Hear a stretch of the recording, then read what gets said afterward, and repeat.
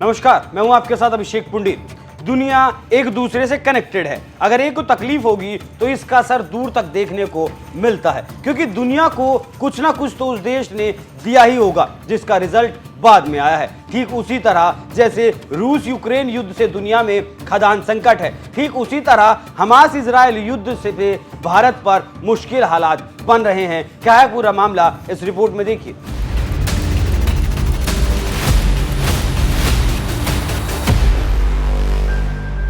Israel और Hamas के बीच जंग लगातार जारी है और अब तेज होती जा रही है। अमेरिका इजराइल को खुले तौर से समर्थन कर रहा है और हमास को खत्म करने की इजराइल ने कसम खा रखी है। युद्ध में दोनों ओर से हजारों की संख्या में लोग मारे जा चुके हैं। वहीं इस युद्ध का असर अब ग्लोबल इकोनॉमी पर भी दिखने लगा है। अभी इकोनॉमी रूस और यूक्रेन युद्ध से ठीक से संभल भी नहीं पाई थी कि अब इजराइल और हमास की जंग ने बड़ा झटका दे दिया। अब इसी को लेकर विश्व बैंक ने एक चेतावनी जारी की है और उस चेतावनी ने चिंता को और ज्यादा बढ़ा दिया। वर्ल्ड बैंक की चेतावनी से दुनिया समेत भारत के माथे पर पसीना आ गया है।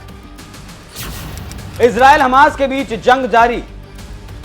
जंग को लेकर विश्व बैंक ने जारी की एक एडवाइजरी। इजराइल हमास युद्ध अर्थव्यवस्था पर पड़ेगा असर। अगर इजराइल और हमास के बीच युद्ध के कारण तेल की कीमतें $150 प्रति बैरल से ज्यादा हो जाएंगी, युद्ध का कमोडिटी सेक्टर पर सबसे ज्यादा असर पड़ेगा। कच्चे तेल की कीमत में बड़ा उछाल देखने को मिल सकता है।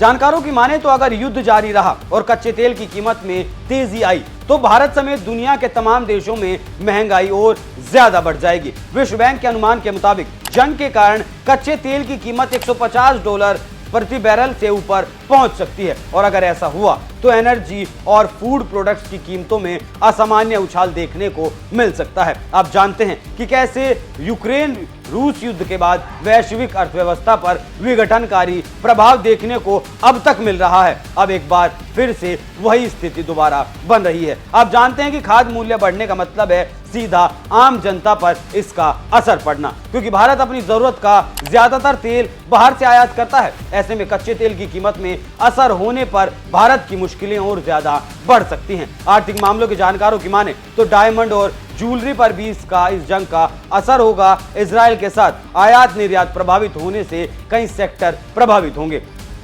फार्मास्यूटिकल्स का लीडर कहलाने वाला भारत पश्चिम एशिया, उत्तर अफ्रीका और यूरोप के कई देशों को बड़े पैमाने पर दवा का निर्यात करता है। युद्ध के कारण इसमें दिक्कत आ सकती है।